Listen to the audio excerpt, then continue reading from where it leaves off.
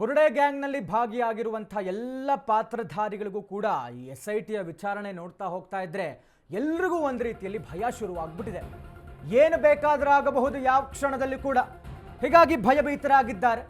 ಧರ್ಮಸ್ಥಳ ಪ್ರತ್ಯೇಕ ಪ್ರಕರಣಗಳನ್ನು ಒಟ್ಟಾಗಿ ತನಿಖೆ ಮಾಡ್ತಾ ಇದ್ದಾರೆ.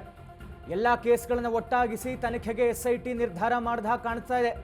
ತೀವ್ರ ಕುತೂಹಲ ಮೂಡಿಸ್ತಾ ಇದೆ SIT ಅಧಿಕಾರಿಗಳ ನಡೆ.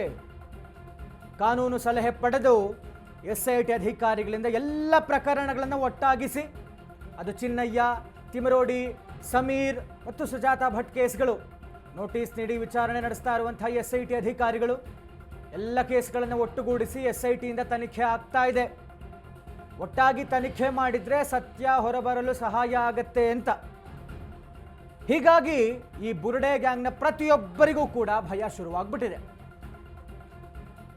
ಆಸ್ ನೋನ್, ಇದರಲ್ಲಿ ಬೇಕಾದಷ್ಟು ಜನರ ಪ್ರಕರಣಗಳು ಇನ್ಕ್ಲೂಡ್ ಆಗಿದೆ. ಹೀಗಾಗಿ ಪ್ರತ್ಯೇಕವಾಗಿ ಈ ಎಲ್ಲ ಭಾಗಿತ್ವ ಇರುವಂತಹ ಎಲ್ಲರ ವಿಚಾರಗಳನ್ನು, ಪ್ರಕರಣಗಳನ್ನು ಪ್ರತ್ಯೇಕವಾಗಿ ಇವರೇನಾದರೂ ತನಿಖೆಗೆ ಮುಂದಾದರೆ SIT ಅಧಿಕಾರಿಗಳು, ಇಟ್ ಟೇಕ್ಸ್ ಟೈಮ್, ಸಮಯ ಹಿಡಿಯುತ್ತೆ. ಅದು ಎಲ್ಲ ಮೂಲಗಳನ್ನು ಕೆದಕುವಂಥ ವಿಚಾರದಲ್ಲೂ ಕೂಡ ಸಮಯ ಹಿಡಿಯುತ್ತೆ. ಜೊತೆಗೆ ಸತ್ಯ ಎಷ್ಟು ಬೇಗ ಹೊರಬರುತ್ತೆ ಅನ್ನುವಂಥದ್ದನ್ನು ಯಾರೂ ಕೂಡ ನಿರ್ಧಾರ ಮಾಡಲಿಕ್ಕಾಗಲ್ಲ. ಹೀಗಾಗಿ ಈ ಬುರುಡೆ ಗ್ಯಾಂಗ್ ಅಂತ ಗುರುತಿಸಿಕೊಂಡಿರುವಂತಹ ಪ್ರಮುಖರು ಮಹೇಶ್ ಶೆಟ್ಟಿ ತಿಮರೋಡಿ, ಗಿರೀಶ್ ಮಟ್ಟಣ್ಣನವರ್, ಇದಕ್ಕೆ ಪುಷ್ಟಿ ನೀಡಿದಂಥ AI ಎಕ್ಸ್ಪರ್ಟ್ ಸಮೀರ್ ದೂತ, ಜೊತೆಗೆ ದಿನಕ್ಕೊಂದು ಗಂಟೆಗೊಂದು ಕಥೆ ಕಟ್ಟಿರುವಂತಹ ಸುಜಾತಾ ಭಟ್, ಎಲ್ಲರ ಕೇಸ್ಗಳನ್ನು ಒಟ್ಟುಗೂಡಿಸಿ SIT ಅಧಿಕಾರಿಗಳು ಈಗಾಗಲೇ ಕಾನೂನಿನ ಒಂದು ಸಲಹೆಗಳನ್ನು ತಗೊಂಡಿದ್ದಾರಂತೆ. ಇದರ ಮಧ್ಯದಲ್ಲಿ ಎಲ್ಲವನ್ನು ಒಟ್ಟುಗೂಡಿಸಿ ಏನಾದರೂ ತನಿಖೆ ಮಾಡಿದರೆ ಮೂಲದ ಷಡ್ಯಂತ್ರದ ಮೂಲ, ರೂವಾರಿಗಳು, ಸೂತ್ರಧಾರಿಗಳು ಮತ್ತು ಸತ್ಯಾಸತ್ಯತೆ ಎಲ್ಲವೂ ಹೊರಬರುತ್ತೆ ಅಂತ. ಬುರುಡೆ ಗ್ಯಾಂಗ್ನ ಹಿಂದಿರುವಂತಹ ರೂವಾರಿ ಯಾರು ಅನ್ನುವಂಥ ದೊಡ್ಡ ಪ್ರಶ್ನೆ. ಕಾಣದ ಕೈಗಳ ಷಡ್ಯಂತ್ರ ಭೇದಿಸೋದಕ್ಕೆ SIT ತನಿಖೆ ಮಾಡ್ತಾ ಇದೆ. ಮಾಸ್ಕ್ ಮ್ಯಾನ್ಗೆ ಪ್ರಚೋದನೆ ನೀಡಿ ಹೇಳಿಕೆ ದಾಖಲು ಮಾಡಲಾಗಿದೆ. ಚಿನ್ನಯ್ಯ ಸುಳ್ಳು ಹೇಳಿಕೆ ನೀಡಿ ಸಾಕ್ಷ್ಯಾಧಾರವನ್ನು ಸೃಷ್ಟಿ ಮಾಡಿದ್ದಾರೆ. ಚಿನ್ನಯ್ಯನಿಗೆ ಧಮಕಿ ಹಾಕಿ ದಾಖಲಿಸಿರುವಂಥ ಆರೋಪ. ಹೀಗಾಗಿ ಎಲ್ಲ ಕೇಸ್ಗಳನ್ನು ದಾಖಲಿಸಿಕೊಂಡು ತನಿಖೆಗೆ ಸಕಲ ಸಿದ್ಧತೆ ಮಾಡಿಕೊಳ್ತಾ ಇದ್ದಾರೆ SIT ಅಧಿಕಾರಿಗಳು. ಈತನಿಗೆ ಪ್ರಚೋದನೆ ಕೊಟ್ಟಿದ್ದು ಮೂಲದಲ್ಲಿ ಯಾರು, ಕಾಣದ ಕೈಗಳು ಯಾರು, ಷಡ್ಯಂತ್ರ ಮಾಡಿರುವಂಥವ್ರು ಯಾರು, ಈತನಿಗೆ ಸುಳ್ಳು ಹೇಳಿಸಿ ನಕಲಿ ಸಾಕ್ಷ್ಯಾಧಾರಗಳನ್ನು ಸೃಷ್ಟಿ ಮಾಡಿದವ್ರು ಯಾರು, ಜೊತೆಗೆ ಈತನಿಗೆ ಹೆದರಿಸಿದ್ದಾರಾ. ಯಾಕೆಂದರೆ ಇಂಥ ಒಂದು ಸೂಕ್ಷ್ಮ ಪ್ರಕರಣದಲ್ಲಿ ಇಷ್ಟು ದೊಡ್ಡ ಶ್ರೀ ಕ್ಷೇತ್ರ, ಇಷ್ಟು ದೊಡ್ಡ ಭಕ್ತಗಣ, ಇವರೇ ಹೇಳುವ ಹಾಗೆ ಪ್ರಭಾವಿಗಳು, ಇಂಥವರನ್ನು ಎದುರು ಹಾಕ್ಕೊಳ್ಬೇಕಾದ್ರೆ ಆತನಿಗೂ ಅಷ್ಟೇ ದೊಡ್ಡ ಮಟ್ಟದ ಧೈರ್ಯ ಇರಬೇಕು. ಏನೇ ಆದರೂ ನಾನು ಎದುರಿಸ್ತೀನಿ ಅನ್ನುವಂಥ ಒಂದು ರೀತಿಯಲ್ಲಿ ದೊಡ್ಡ ಭಂಡ ಧೈರ್ಯ ಅಂತಲೇ ಹೇಳಬೇಕು.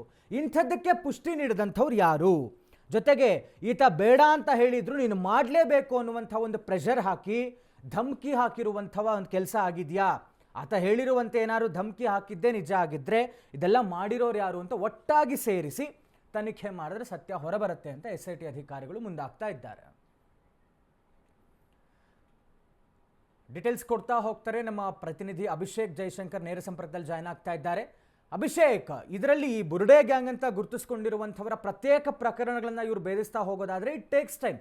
ಹೀಗಾಗಿ ಎಲ್ಲವನ್ನ ಒಟ್ಟಿಗೆ ಸೇರಿಸಿ ಇವರೇನಾದ್ರು ತನಿಖೆ ಮಾಡಿದ್ರೆ ಮೂಲ ಗೊತ್ತಾಗುತ್ತೆ, ಷಡ್ಯಂತ್ರದ ರೂವಾರಿಗಳು ಯಾರು ಅನ್ನುವಂಥದ್ದು ಗೊತ್ತಾಗುತ್ತೆ ಮತ್ತು ಸತ್ಯಾಸತ್ಯತೆ ಆದಷ್ಟು ಬೇಗ ಹೊರಬರುತ್ತೆ ಅನ್ನುವಂಥ ಒಂದು ಪ್ಲಾನಿಂಗಲ್ಲಿ SIT ಅಧಿಕಾರಿಗಳು ಈ ಒಂದು ಕೆಲಸಕ್ಕೆ ಮುಂದಾಗ್ತಾ ಇದ್ದಾರಾ ಅಂತ ಏನಾಗ್ತಾ ಇದೆ ಅನ್ನುವಂಥ ಡೀಟೇಲ್ಸ್ ಕೊಡೋದಾದ್ರೆ.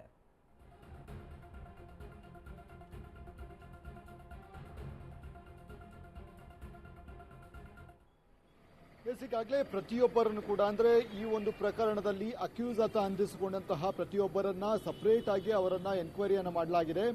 ಆ ಎನ್ಕ್ವೈರಿ ವೇಳೆ ಸಾಕಷ್ಟು ವಿಚಾರಗಳು ಅಂದ್ರೆ ಒಬ್ಬರ ಮೇಲೆ ಒಬ್ಬರು ಎತ್ತಿ ಹಾಕುವಂತಹ ಒಂದು ಕೆಲಸಗಳನ್ನು ಕೂಡ ಮಾಡಿದ್ರು. ಅಂದ್ರೆ ಮಹೇಶ್ ಶೆಟ್ಟಿ ತಿಮ್ರೋಡಿ ಹೇಳಿದಕ್ಕೆ ನಾನು ಈ ರೀತಿಯಾದಂತಹ ಒಂದು ಕೆಲಸವನ್ನ ಮಾಡಿದೆ ಅಂತ ಹೇಳಿ ಚೆನ್ನಯ್ಯ ಹೇಳಿದ್ರೆ, ಸುಜಾತಾ ಕೂಡ ಇದೇ ರೀತಿಯಾದಂತಹ ಒಂದು ಇನ್ಸ್ಟ್ರಕ್ಷನ್ ಬಂದಿತ್ತು.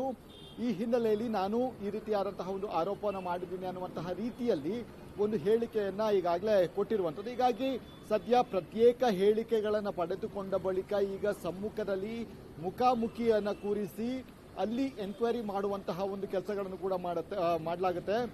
ಯಾಕಂದ್ರೆ ಪ್ರಮುಖ ಈ ಹಿಂದೆ ನೀಡಿರುವಂತಹ ಸ್ಟೇಟ್ಮೆಂಟ್ಗಳು ಮತ್ತು 3 ಜನ ಒಟ್ಟಿಗೆ ಕೂರಿಸಿ, ಅಂದ್ರೆ 3 ರಿಂದ 4 ಜನ ಆರೋಪಿಗಳೇನು ಅಂತ ಏನು ಹೇಳಲಾಗುತ್ತೆ, ಅವರನ್ನು ಒಟ್ಟಿಗೆ ಕೂರಿಸಿ ಅವರ ಹೇಳಿಕೆಗಳನ್ನು ಅವರ ಮುಂದೆ ಹೇಳುವಂತಹ ಮುಖಾಂತರ ಇದು ಸರಿಯಾ ತಪ್ಪ ಅನ್ನುವಂಥದ್ದು ಪಕ್ಕದಲ್ಲಿರುವಂತಹ ವ್ಯಕ್ತಿಗೆ ಕೇಳುವಂಥದ್ದು. ಅಂದ್ರೆ ಯಾರ ಮೇಲೆ ಆರೋಪವನ್ನು ಮಾಡಿದ್ರು, ಅಂದ್ರೆ ಎಕ್ಸಾಂಪಲ್ ಚೆನ್ನಯ್ಯ ಮಹೇಶ್ ಶೆಟ್ಟಿ ಮೇಲೆ ಆರೋಪವನ್ನು ಮಾಡಿದಂತಹ ಸಂದರ್ಭದಲ್ಲಿ ಈ ರೀತಿಯ ಆರೋಪವನ್ನು ನಿಮ್ಮ ಮೇಲೆ ಮಾಡಿದ್ದಾರೆ, ಇದು ಸರಿಯಾ ತಪ್ಪ ಅನ್ನುವಂತಹ ಕೇಳುವಂತಹ ಪ್ರಶ್ನೆಗಳನ್ನ ಈಗಾಗಲೇ ಎಲ್ಲ ಸಿದ್ಧತೆಗಳನ್ನು ಮಾಡಿಕೊಂಡಿರುವಂಥದ್ದು.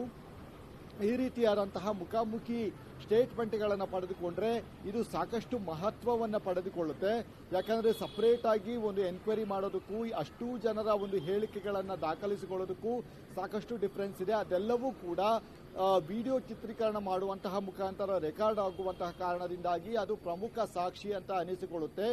ಅಲ್ಲಿ ಯಾವ ರೀತಿ ತಮ್ಮನ್ನು ತಾವು ಡಿಫೈನ್ ಮಾಡ್ಕೊಳ್ತಾರೆ ಅನ್ನುವಂಥದ್ದು ಮುಂದಿನ ಹಂತದಲ್ಲಿ ಕಾದು ನೋಡಬೇಕಾಗಿದೆ.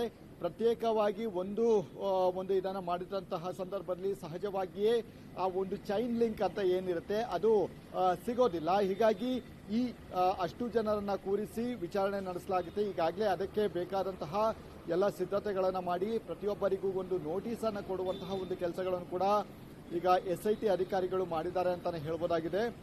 ಹೀಗಾಗಿ ಸದ್ಯ ಈ ರೀತಿ ಒಂದು ಸ್ಟೇಟ್ಮೆಂಟ್ಗಳ ಇದೆಲ್ಲ ಪ್ರಮುಖವಾದಂತಹ ಕಿಂಗ್ ಪಿನ್ ಯಾರು ಅನ್ನುವಂಥದ್ದು ಕೂಡ ಇಲ್ಲಿ ಬಹುಮುಖ್ಯವಾಗಿ ಗೊತ್ತಾಗಬೇಕಾಗುತ್ತೆ. ಈಗ ಸಾಕಷ್ಟು ಒಂದು ಆರೋಪಗಳು ಕೂಡ ಕೇಳಿ ಬಂದಿತ್ತು. ಈ ಒಂದು ಗ್ಯಾಂಗ್ಗೆ ಧರ್ಮಸ್ಥಳದ ವಿರುದ್ಧವಾಗಿ ನಡೆದುಕೊಳ್ಳೋದಕ್ಕೆ ಸಾಕಷ್ಟು ಫಂಡಿಂಗ್ಗಳು ಬಂದಿದೆ, ಅಂದ್ರೆ ಬೇರೆ ಬೇರೆ ಫಂಡಿಂಗ್ಗಳು ಬಂದಿದೆ ಅಂತ ಹೇಳಿ ಆ ಫಂಡ್ ಮಾಡಿದವರು ಯಾರು ಅನ್ನುವಂತಹ ವಿಚಾರಗಳು ಕೂಡ ಮುಂದಿನ ಹಂತದ ತನಿಖೆಯಲ್ಲಿ ಗೊತ್ತಾಗಲಿದೆ. Santosh. Yes, thank you Abhishek ತಮ್ಮೆಲ್ಲ ಡೀಟೇಲ್ಸ್ಗಾಗಿ.